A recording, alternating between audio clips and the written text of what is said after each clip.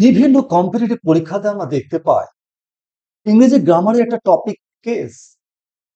এর উপরে অনেক কোশ্চেন্স কিন্তু প্রায় প্রতিটি পরীক্ষাতেই আসে।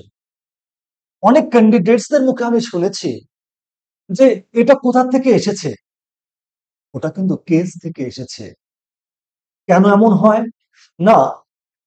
কেস কি, কেস কত প্রকার এবং সেন্টেন্সে কিভাবে কেসগুলো ইউজ হয়, এই ব্যাপারে ক্লিয়ার কনসেপ্ট না থাকার জন্যই তাদের এই সমস্যার সৃষ্টি হয়। এই সমস্যা যাতে না সৃষ্টি হয়, দেখো, এরকম একটা কম্পিটিটিভ এক্সাম এখনকার জামানায় দাঁড়িয়ে এক একটা কোশ্চেন ভুল মানে তুমি 10,000 ক্যান্ডিডেটসদের পিছনে চলে গেলে এমন কি হতে পারে কম্পিটিশন থেকে একদম সিটকে চলে যাবে। আর সেই কারণেই আমি ঠিক করেছি প্রত্যেকটা টপিক, কেস, ফ্রেজ, মুড, এরকম যেমন voice change, narration, simple, complex, compound আমরা করে থাকি, এই সমস্ত প্রত্যেকটা টপিকের উপরে মক টেস্ট আকারে তোমাদের দেওয়ার চেষ্টা করছি, যাতে করে এই ধরনের সমস্যাগুলো সৃষ্টি না হয়। আজ সেট ওয়ান, আজ আমি তোমাদের সামনে আলোচনা করব হোয়াট ইজ কেস। সর্বপ্রথম জানা দরকার কেসটা কি। Case is the change of a noun or noun equivalent to the other words in a sentence, অর্থাৎ এটা সেন্টেন্সের মধ্যে নাউন বা নাউনের সমকক্ষ কোনো ওয়ার্ডের সাথে ওই সেন্টেন্সের যে অন্য ওয়ার্ড যে সম্পর্কে ওরা যুক্ত থাকে, সেই যে সম্পর্কটা, সেই যে রিলেশনশিপটা, তাকে বলছি আমরা কেস। এক কথায় কেস কি? কেস হচ্ছে একটা সেন্টেন্সে একটি নাউন বা নাউন ইকুইভ্যালেন্ট কোনো ওয়ার্ডের সাথে ওই সেন্টেন্সের যে অন্য ওয়ার্ডের যে রিলেশন, যে সম্পর্কে একটা সেন্টেন্সে থাকে, সেই সম্পর্ক বা রিলেশনটাকে বলছি আমরা কেস, যাকে বাংলায় বলছি আমরা অনেকটাই কারক। তাহলে বুঝলাম আমরা কেসটা কি। কেস কত প্রকার? কেস 5 প্রকার। কি কি? Nominative case, objective case, positive case, dative case and vocative case. এই হলো কেস 5 প্রকার। তাহলে আমাদের জানা দরকার প্রথম প্রত্যেকটা কেস কাকে বলে। প্রথম আসি আমরা অবশ্যই নমিনেটিভ কেস। নমিনেটিভ কথাটা কোথা থেকে এসেছে? নাউন থেকে। অর্থাৎ একটি সেন্টেন্সে যখন কোনো নাউন বা নাউন ইকুইভ্যালেন্ট কোনো ওয়ার্ড ভার্বের সাবজেক্ট হিসেবে ইউজ হচ্ছে, তখন তাকে বলছি আমরা সেই যে রিলেশন, সেই রিলেশনকে বলছি আমরা নমিনেটিভ কেস। আর যখন সেই নাউন বা নাউন ইকুইভ্যালেন্ট ওয়ার্ড ভার্বের অবজেক্ট হিসেবে ইউজ হচ্ছে, সেটা অবজেক্টিভ কেস। আর সেই নাউন বা নাউন ইকুইভ্যালেন্ট বা প্রোনাউন তার পজিশন বোঝাবে, সেটা পজিটিভ কেস। আর কি এসে আমরা ভোকেটিভ কেস। ভোকেটিভ কেস মানে একটা নাউন বা প্রোনাউন বা নাউন ইকুইভ্যালেন্ট কে যখন অ্যাড্রেস করা হয়, অর্থাৎ তাকে সম্বোধন করা হয়, তাকে বলা হয় আমরা কি বলি? আমরা vocative case.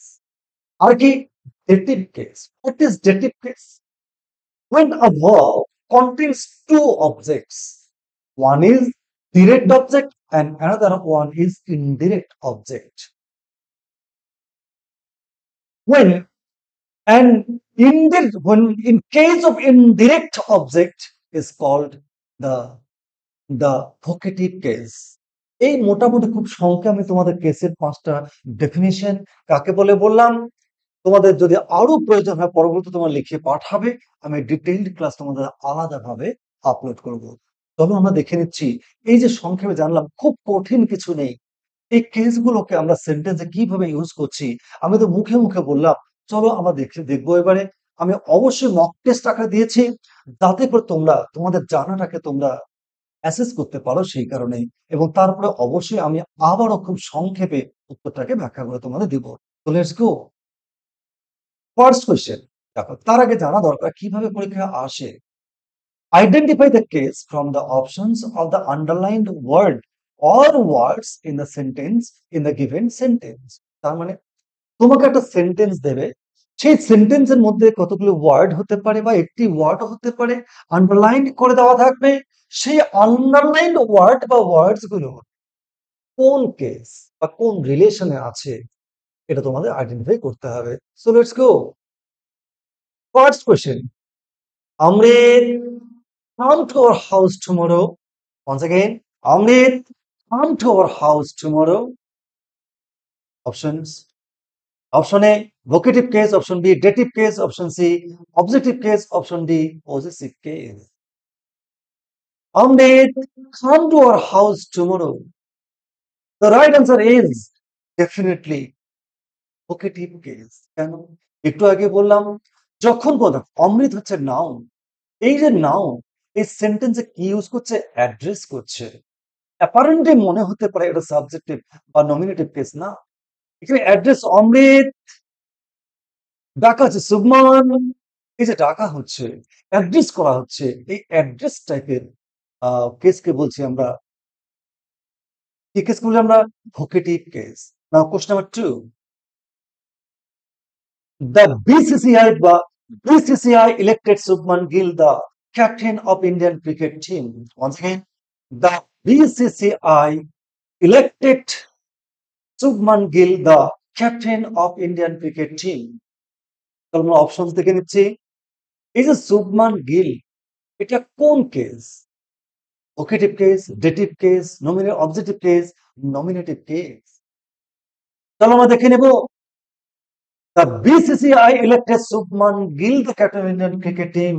Subman Gill is option C, objective case. Why? Because here Subman Gill is noun, and this noun is used as object of the main verb elected. As the object of a main verb is the case of objective case. So the right answer is option C, objective case. Now question number 3. The Institute of Space Medicine selected Shubhangshu Shukla for the Gaganyaan mission. Once again, the Institute of Space Medicine selected Shubhangshu Shukla for the Gaganyaan mission. Here, the Institute of the Space Medicine, এটা কোন case? Options, option A objective case, option B dative case, option C nominative case, option D positive case. Here, the right answer is nominative case because the Institute of the Space Medicine, the whole words are collectively indicated the noun, subject of the verb selected, and this part here acts as the subject of the main verb selected, and the subject of a main verb is in the nominative case. So the right answer is nominative case, option C, nominative case. Now question number 4. Give attention to me, Shahrukh. Give attention to me, Shahrukh. Options. Option A, vocative case. Option B, dative case. Option C, objective case. Option D, nominative case. Give attention to me, Shahrukh. And 100% correct answer is option A, vocative case. তাহলে আমাদের জানাটা আরো complete হলো। কি বলেছিলাম? যখন কোন নাউনকে address করা হয়, অ্যাড্রেসিং হিসেবে ইউজ হয়, তখন সেটা হচ্ছে অবশ্যই vocative case. Now question number 5. Cristiano Ronaldo gave a great entertainment to the people of the world. Once again, Cristiano Ronaldo gave a great entertainment to the people of the world. Options. Option A, nominative case. Option B, objective case. Option C, dative case. Option D, possessive case. A great entertainment is the case. The right answer is option C, dative case. The right answer is dative case because in case of using preposition, then indirect object can be treated as direct object. So here, a great entertainment is used here as dative case. So the right answer is option C, dative case. Question number 6. The boy who stood first in the NEET 2025 is from a boys' school. Once again, the boy who stood first in the NEET 2025 is from a boys' school. Options. Option A, possessive case. Option B, dative case. Option C, objective case. Option D, vocative case. Boys, এই যে underline করলাম boys, এটা কোন case? So right answer is option A, possessive case. What is called possessive case? Possessive case signifies the possession. When a noun or noun equivalent is used as possession means অধিকার, দখল, অর্থাৎ তার অধীনে, তখনই যে যে সম্পর্ক বা the relation বা the case থাকে সেটাকে বলি আমরা possessive case. Possessive অর্থাৎ থেকে possess থেকে অধিকার করা, দখল করা। Now question number 7. This is Ashmita and Arishmita's house. Once again, this is Ashmita and Arishmita's house. Is Arishmita's house. কোন case? Options: option A, nominative case; option B, dative case; option C, objective case; option D, possessive case. Here, Arishmita's house. This is nothing but option D, possessive case. মনে রাখতে হবে। Utmost attention should be given this case because in the case of double noun and connected by and both the noun indicates the same possession, and then apostrophe should be given in the last word or the last noun.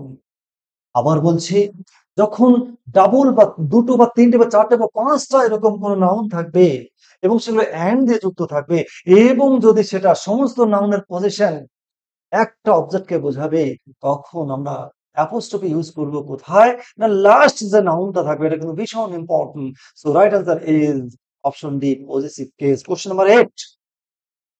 Modern people have almost everything at arm's length. Once again, modern people have almost everything at arm's length.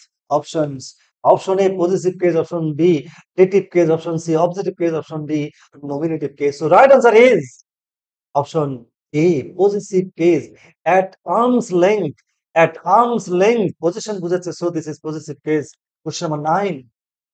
Your brother is a professor, but mine is a businessman. Once again, your brother is a professor, but mine is a businessman. Here, mine is option A, nominative case; option B, dative case; option C, possessive case; option D, objective case. Here, mine is definitely option C, is noun or noun equivalent. Now, question number 10, last question of the set. Kajol's husband is more handsome than Deepika Padukone's. Kajol's husband is more handsome than Deepika Padukone's. এই কাজলস পাডুকোনস এটা কোন case? Option A, positive case; option B, dative case; option C, objective case; option D, vocative case. This is nothing but option A, positive case. দেখো, same পজিশনকে বোঝাচ্ছে না, তাই দেখো apostrophe দুটোতেই হয়েছে।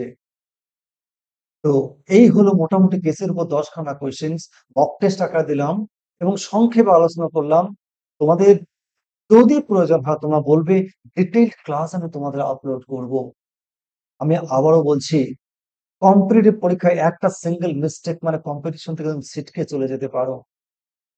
আমি চেষ্টা করছি লাস্ট প্রিভিয়াস ইয়ার্স গুলোর যতগুলি গ্রামার এসেছে, কোন কোন টপিকের উপর এসেছে, তার একটা ডিটেইলড আমি শুধু গ্রামারের উপর সিলেবাস তৈরি করছি এবং চ্যাপ্টার ওয়াইজ করে তার উপরে আমি তোমাদের মক টেস্ট করে দেওয়ার চেষ্টা করব। যদি তোমাদের প্রয়োজন হয় তোমরা অবশ্যই কমেন্ট বক্সে জানাবে। আগামীকাল অন্য একটা খুব vital, very very important topic of English grammar is mood.